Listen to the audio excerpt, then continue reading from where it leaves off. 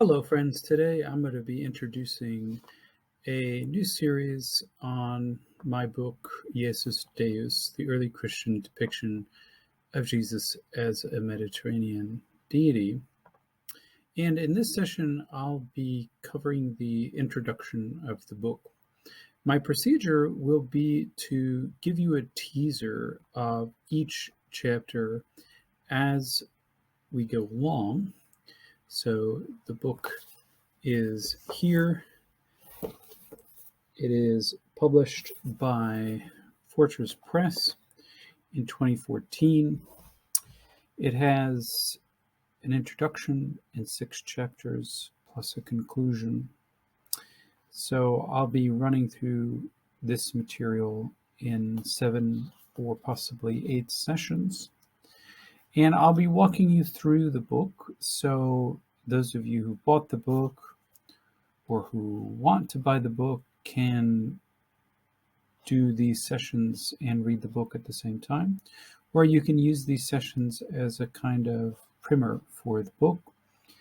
All of the information and data is going to be found in the footnotes of the book. That is the really heavy-duty details and sources cited and where you can go to really delve into this material. I will give you recommendations for further reading in these sessions, but this is only designed as a launch pad for your further study and reflection on the book. And any of those wanting to go further can join my Patreon and there ask any further questions that you'd like. So let me start with some background reflections on the book and why I wrote it. This book is a work of my graduate student days at the University of Virginia. I wrote it in the years 2012 and 13, and it was and served as my dissertation.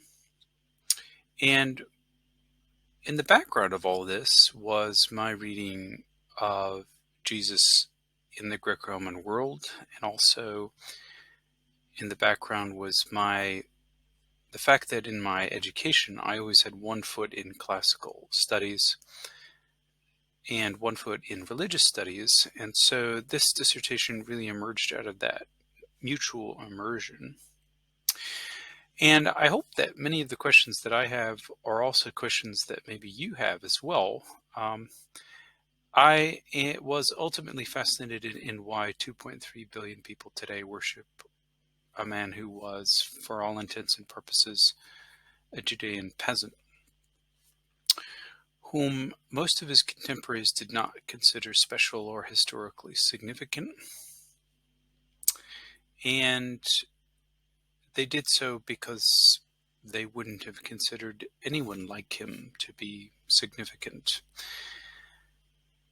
But in terms of the smaller Judean subculture, it's especially odd that Jews would have worshipped a human being, not just because he's a nobody, but because he's a human being. There is a ton of anti-idolatry polemic, as most of you probably know, in Jewish scriptures and apocryphal sources. Judeans loved to proclaim that they worshipped one deity, although they invoked any number of angels and other beings who mediated the law and so forth. And Christians, most of them anyway, adopted some of this anti-idolatry polemic. And part of this polemic is you don't worship anything that is made. And I think it's beyond dispute that a human being is made. And it's beyond dispute that Jesus was human, at least for most Christians. So the idea of worshiping a human being has not lost its scandalous nature. After reading a ton of Greco-Roman literature from figures like Plutarch and Livy and Dionysius of Halicarnassus and Suetonius and Tacitus, and a whole bunch of mythography, I came to the conclusion that early Christians deified Jesus in their literature for the same reason that other ancient Mediterranean peoples deified their heroes, rulers, and benefactors, and that there really wasn't an, a large difference, let's say, in terms of the mode of what I call discursive deification. Obviously, Christians don't believe that they can make Jesus into a god, but they could certainly describe him as a god and come to the realization that he is a god, and then portray those divine qualities in their literature. And that's what I mean by deifying in literature. So this is all about describing a human being as a god, not ontologically, as it were, making someone into a god. Although, of course, Christians would say that ontologically Jesus is a god or became a god. The point here is what are their rhetorical and literary practices of describing that?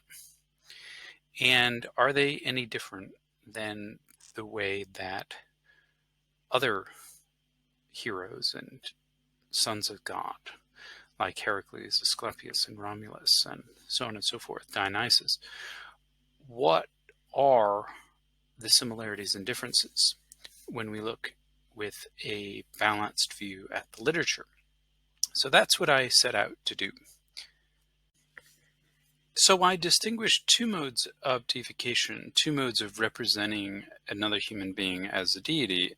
One way of doing it is through exaltation, that is, to represent this being as somehow by virtue or strength or by some other superpower and transformation coming into godhood.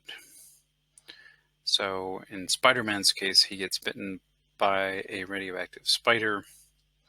In the case of Heracles, he goes through the 12 labors, demonstrates his virtue and his courage and his perseverance. And in the case of others, like Plotinus, he demonstrates his virtue through teaching. Now, another way of deifying, discursively deifying a human being would be to say that, well, they were always already a divine being and they just came to earth. And this is the strategy of preexistence, where you say, Plotinus was a daimon before he came to earth, or Isis and Osiris was were daimones before they came to earth, that is, lesser divinities, and they came to earth for a specific purpose, for the setting up of the Egyptian cult and mysteries and hieroglyphics or what have you, and that after death they ascended back to their heavenly station.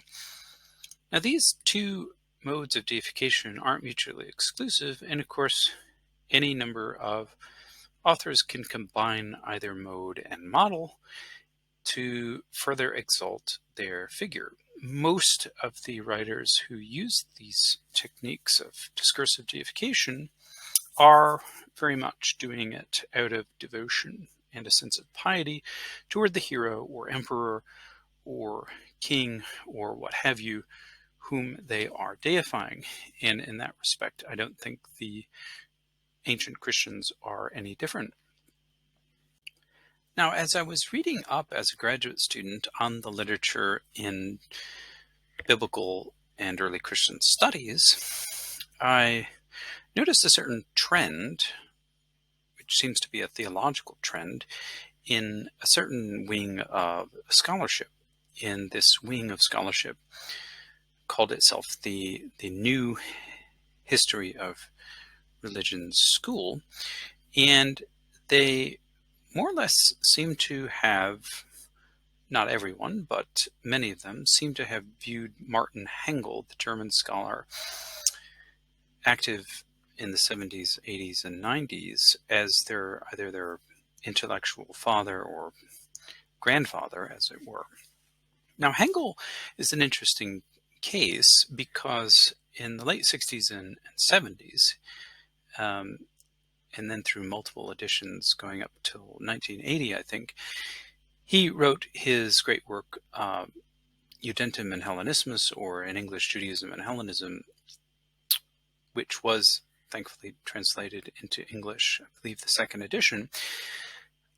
And in this book, Hegel set out to prove that all Judaism in antiquity, after Alexander the Great, regardless of where it was, in Palestine or elsewhere, in Palestine or Syria or Asia Minor or Rome or even Spain and North Africa, all the Judaism was Hellenistic.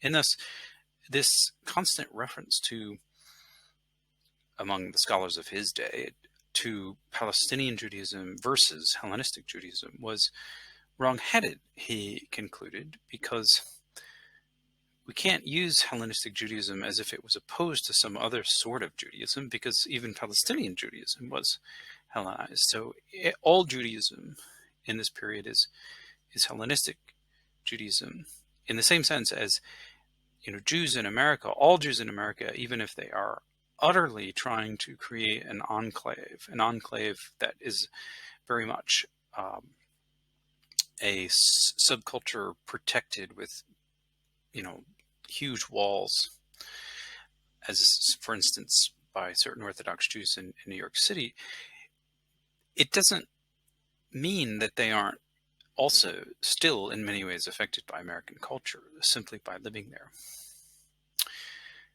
So this was a fantastic point, and I think this book had an extremely good reception. And it was for this reason that it became both surprising and ironic that Hegel, I'm not sure if he went through a theological shift of some sort, but he published a book called Der Sohn Gottes, or The Son of God, later on, in which the purpose of the book seems to have been to protect Christianity from any kind of Greco-Roman or broadly Mediterranean influence, in thinking of the question of why did Christians understand him and worship him as deity. And Hegel tried every possible move to say that it wasn't because they were influenced by divine or deified men, heroes and emperors, and it was because that they were influenced by Judaism. And Hegel strongly emphasized the Jewish influence of Christianity.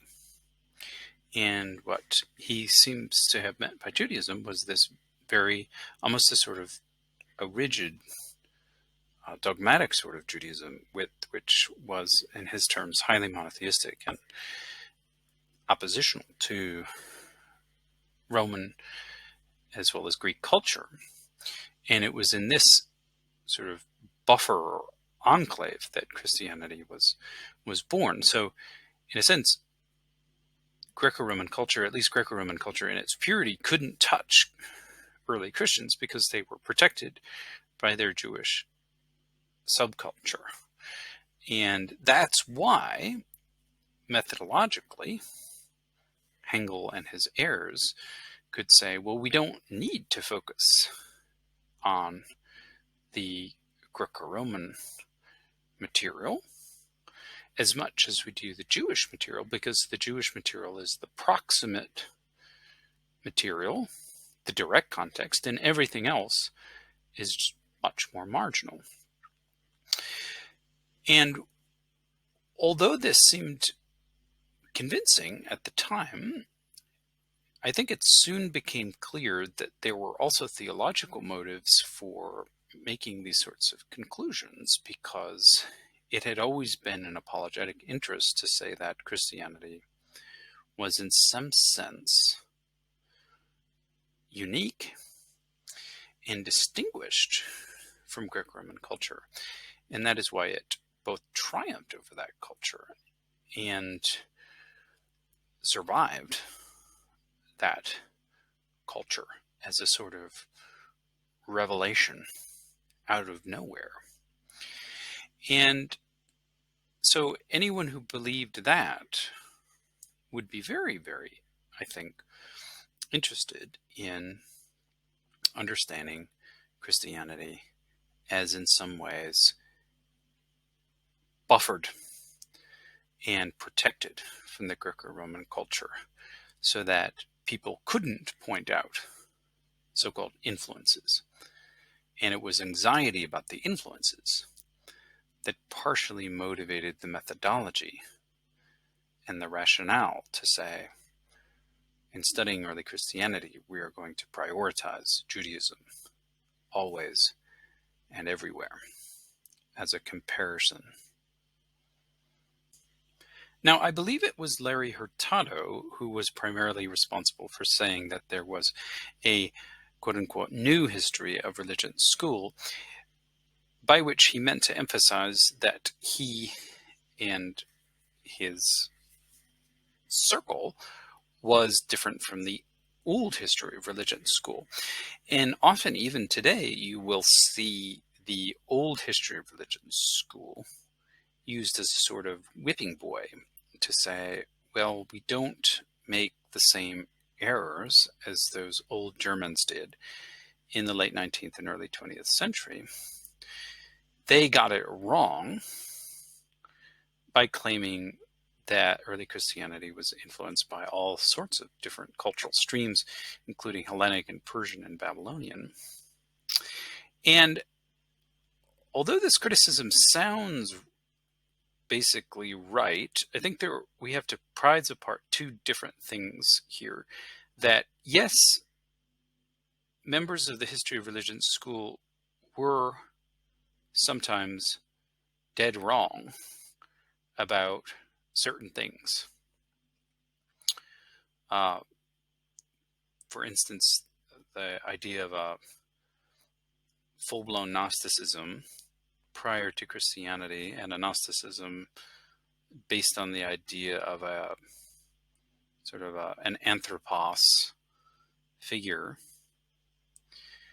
that existed, that is a human with a capital H, a God human who existed and was divided and fragmented into every human soul, and that this divine human got adapted and adopted by Christians so that they claimed that Jesus was an incarnation of this human, and so on and so forth. It is true that many Christians in the 2nd century worshiped the divine human, but there is very little evidence of this human, God-human figure appearing prior to Christianity in any robust sense, and appeal to Indian literature or Persian literature to prove that there was a primal anthropos figure has proven to be, well, not convincing. And so there were ways in which the history of religion scholars were wrong, but that's different than saying that they were wrong to appeal to other cultural sources of information, such as the Persian or Hellenic or Babylonian streams, and to say that, it's only the Jewish stream that we should be looking at. I think that the old history of religions school was perfectly free and correct to look at other streams of influence. Now, of course, one should not be anti-Jewish, but on the other hand, one cannot be so focused on the Jewish comparanda that one neglects everything else. What I push for in scholarship is a balanced approach, because the ancient Mediterranean world was, at least in some areas, a multicultural kind of environment in which you did get multiple influences, and the Jews themselves underwent multiple influences. For instance, from Persia and Babylonia, and then from Greece and Rome. So it's quite artificial to line up all these cultural streams in boxes and say that, oh, well, we're only going to look at the Jewish stream, as if the Jewish stream was something entirely unique.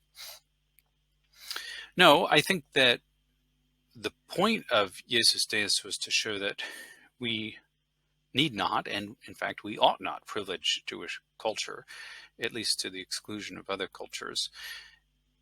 And we do this in order not to fall into, again, an apologetic game of one-upmanship, to say that Christianity is a better religion than Greco-Roman religions because it was protected by this buffer of Jewish truth divinely revealed.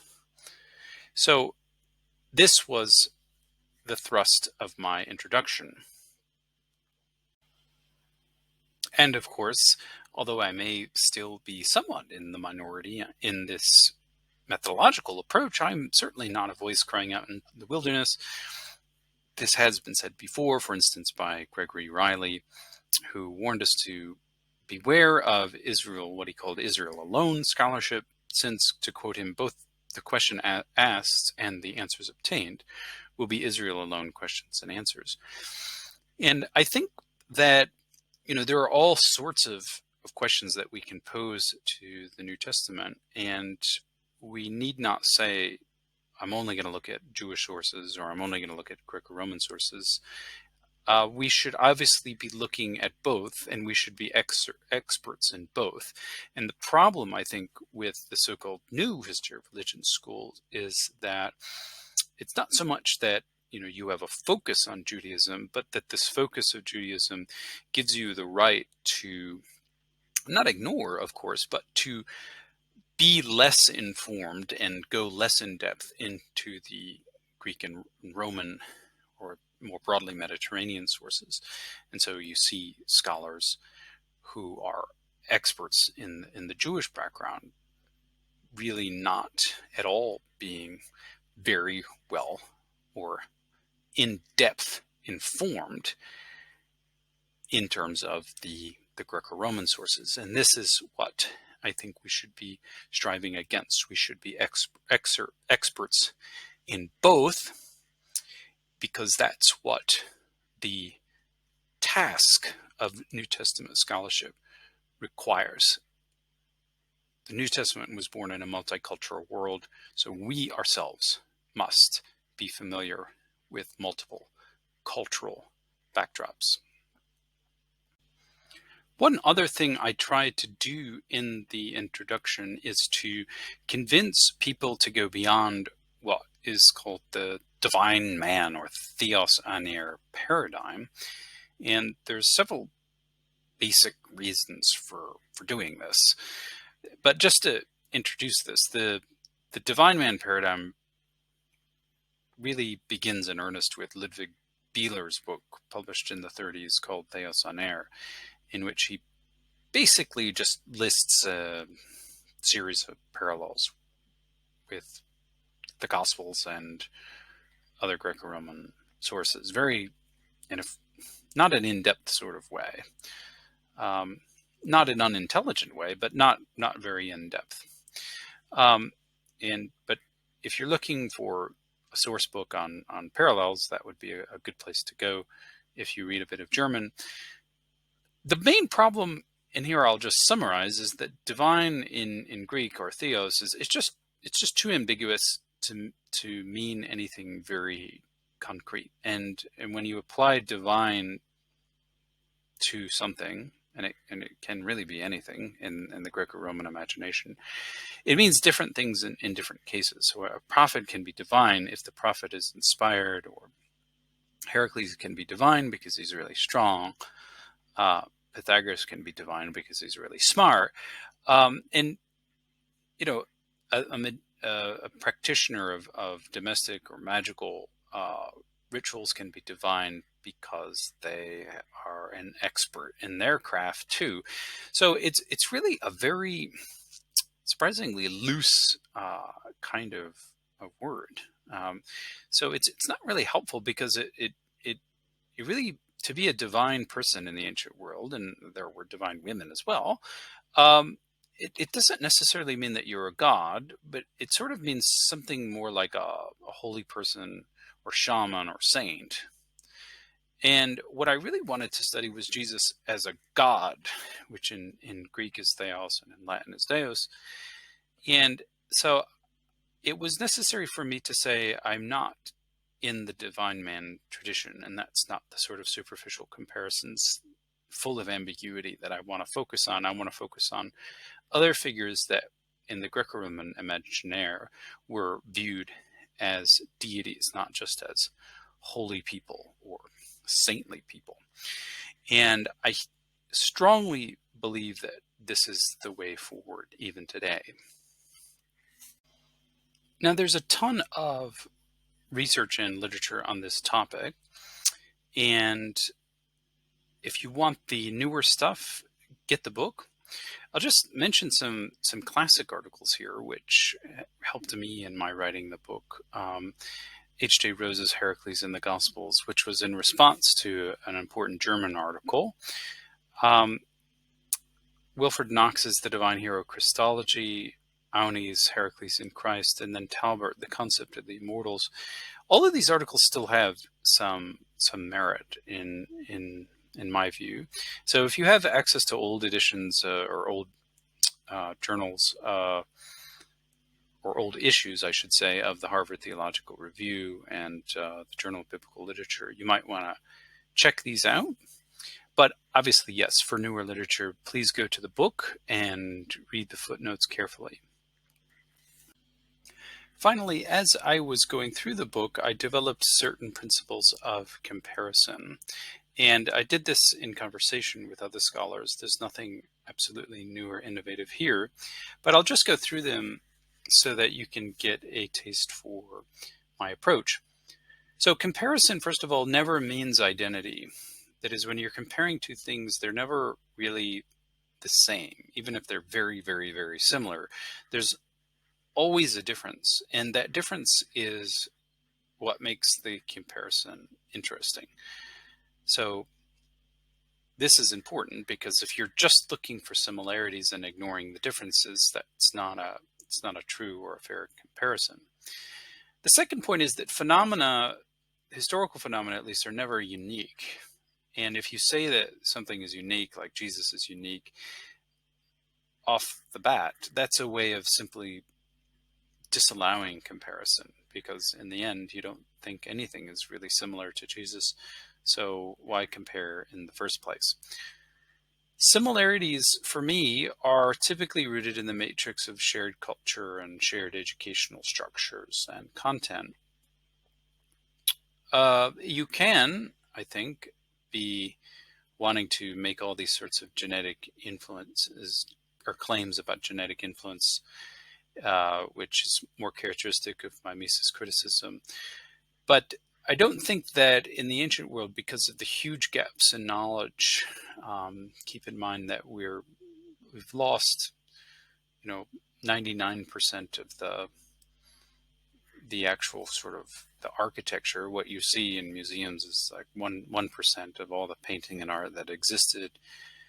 And we've lost, 90% of the literature. So it's very difficult to say, this influenced or X influenced Y. And it's generally the case that it's better to talk about a shared cultural matrix. And so that's my approach. And finally, comparisons always have to consider both similarities and differences. If you're just looking for similarities, that's a good sign that you've been infected with not the common cold, but with an equally annoying plague called parallelomania. But then again, if you find yourself always wanting to emphasize pure difference, so to say, to use comparisons to say, well, this is how Jesus is different, and he's always different. Well, that's a good sign that you're being influenced by apologetic tendencies. Really, the point is to give equal weight to similarities and differences, and to think about what they mean. And that's at any rate, what I tried to do in the book and what I try to do in all of my scholarship. For those of you wanting to go the extra mile and to learn about how best to do scholarly comparisons, I'll just recommend a few articles here.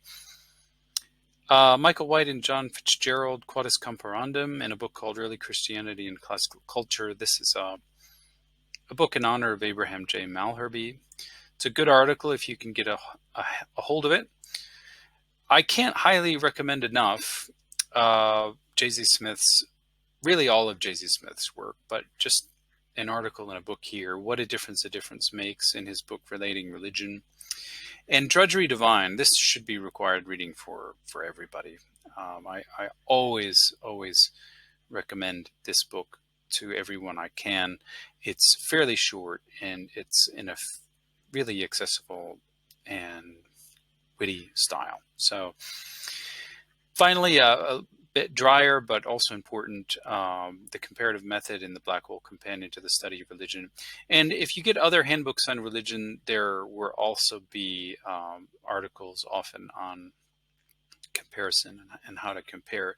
So that's what I can recommend. I really appreciate everyone here for coming along and being interested in this book. I really hope that all or most of you are able to buy it and to read it for yourself. For those of you wanting to take it further with me, please join my Patreon. The link is in the description, and you can ask me questions, and I'd love to go further with you in your research and learning. So, till we meet next time, take care.